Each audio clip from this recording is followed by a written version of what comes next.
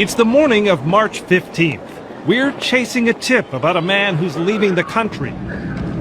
Our sources tell us he just took a carry-on bag through security that was packed with $1 million cash. You can do that as long as you fill out one of these government forms. We're told these cloak and dagger-like scenarios now happen almost weekly at MSP International. The money is usually headed to the Middle East, Dubai, and points beyond. Our sources say last year alone, more than $100 million cash left MSP in carry-on luggage. What we were interested in is where it was going. The national go-to expert on what's behind these mysterious money transfers is Glenn Kearns.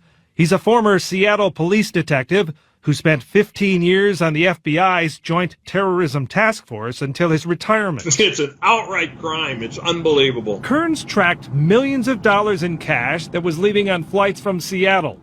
It was coming from hawalas, businesses used to courier money to countries that have no official banking system. Some immigrant communities rely on hawalas to send funds to help impoverished relatives back home.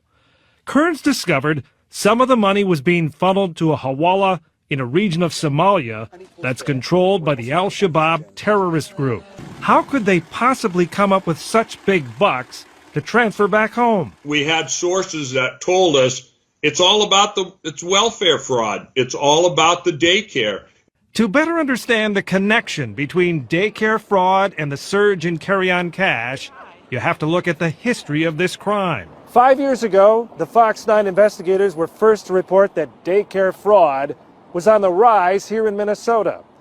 We exposed how some businesses were gaming the system to steal millions in government subsidies meant to help low-income families with their child care expenses. This is a great way to make some money. I think it's kind of that informal word of mouth. In order for the scheme to work, the daycare centers need to sign up low-income families that qualify for child care assistance funding. These surveillance videos are from a case prosecuted by Hennepin County. They show parents checking their kids into a center only to leave with them a few minutes later. Sometimes no children would show up. But either way, the center would bill the state for a full day of child care.